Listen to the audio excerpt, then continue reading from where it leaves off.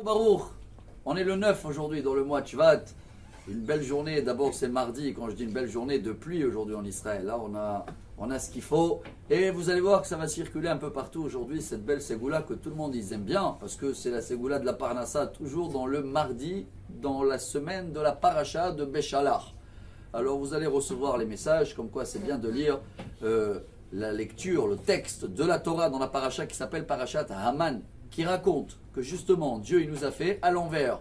Quand je dis à l'envers, Rav Mordechai Eliyahu, grand rabbin d'Israël, Tzadik Livracha, il disait en général l'eau elle arrive d'en haut, c'est la pluie, et le pain ça pousse d'en bas. Mais Dieu quand il est sorti d'Égypte nous a fait l'inverse. Le pain il est descendu d'en haut, c'est la manne, et l'eau c'est monté d'en bas avec la source de Myriam.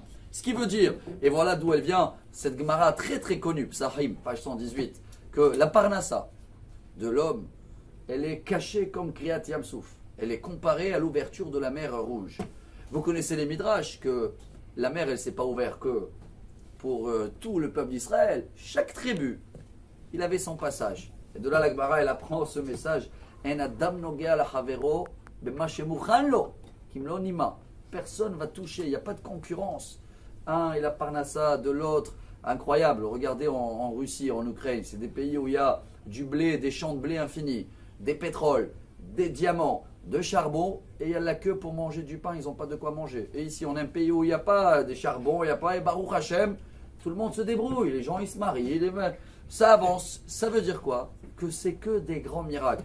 Alors ceux-là qui cherchent les plus grandes ségoulas, Rabota, il n'y a pas plus beau de raconter cette histoire, on l'a racontée plusieurs fois.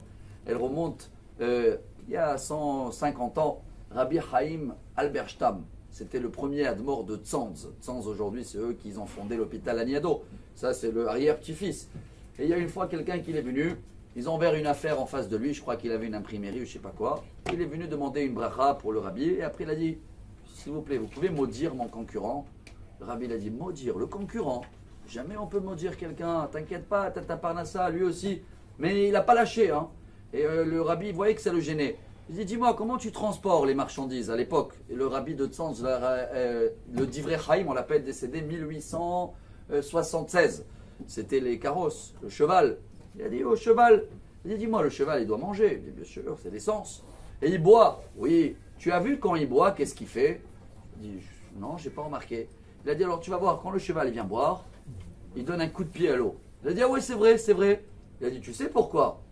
Il a dit, non. Il a dit parce que quand il vient boire, il voit qu'il y a un concurrent. C'est lui-même. Hein.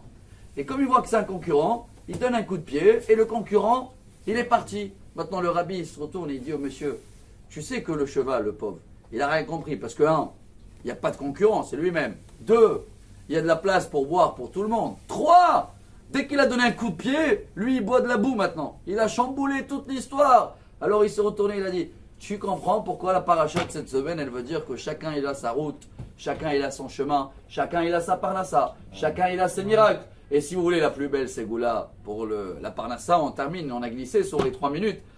Gemara, Baba Metzia, page 59, il disait Rava à les gens de sa ville, vous êtes riches? Shalom Bayit. Shalom Bayit, c'est la plus grande ségoula pour la parnassa. Excellente journée, remplie de miracles, et qu'on sera bien mouillé, bien arrosé, Baruch Hashem. Amar Rabbi Elazar, Amar Rabbi Hanina.